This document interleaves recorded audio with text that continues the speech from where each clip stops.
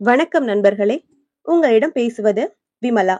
இன்னைக்கு நாம கேட்க போற கதை கடமைக்காக செய்யாதே. மிகவும் வசதி படைத்த ஒரு படகின் உரிமையாளர் அதை பெயிண்ட் அடித்து அழகாக்க விரும்பி ஒரு பெயிண்ட் கான்ட்ராக்டரிடம் பணியை ஒப்படைத்தார். அப்பணியை கண்ணும் கருத்துமாய் கவனத்துடன் செய்து வரும்போது அப்படகின் அடியில் ஒரு சிறிய ஓட்டை இருப்பதை கண்ட பெயிண்டர் மிகவும் நேர்த்தியாக அந்த ஓட்டையை அடைத்து சீர் செய்து பெயிண்ட் வேலையையும் முடித்து அதன் உரிமையாளரிடம் கான்ட்ராக்ட் பேசியபடி தன் தொகையை வாங்கிக் கொண்டு மிக அழகாக பெயிண்ட் செய்துள்ளதற்காக பாராட்டையும் பெற்றுக்கொண்டு சென்று விட்டார்.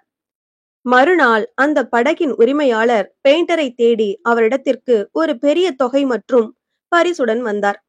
நேற்றே எனக்கு சேர வேண்டியதை தந்து விட்டீர்களே ஐயா என்றார் பணிவாய். அதற்கு அவர், இது நீங்கள் செய்த பெயிண்டிங்காக அல்ல, நீங்கள் அடைத்த படகின் ஓட்டைக்காக. அது ஒரு சிறிய வேலை, அதற்கு போய் ஏன் இதெல்லாம் என்றார் பெயிண்டர். அதற்கு அந்த படகின் உரிமையாளர் சொன்னார், நண்பரே, உங்களுக்கு தெரியாது என்ன நடந்தது என்று. நான் உங்களை பெயிண்ட் செய்ய சொன்னபோது அதிலிருந்த ஓட்டையை முற்றிலும் மறந்திருந்தேன். பெயிண்ட் காய்ந்தபின் என் குழந்தைகள் அந்த படகை எடுத்துக்கொண்டு விளையாட்டாய் மீன் பிடிக்க போய்விட்டனர். அவர்களுக்கும் படகில் ஓட்டை இருந்தது தெரியாது. அவர்கள் படகை எடுக்கும்போது நானும் வீட்டில் இல்லை.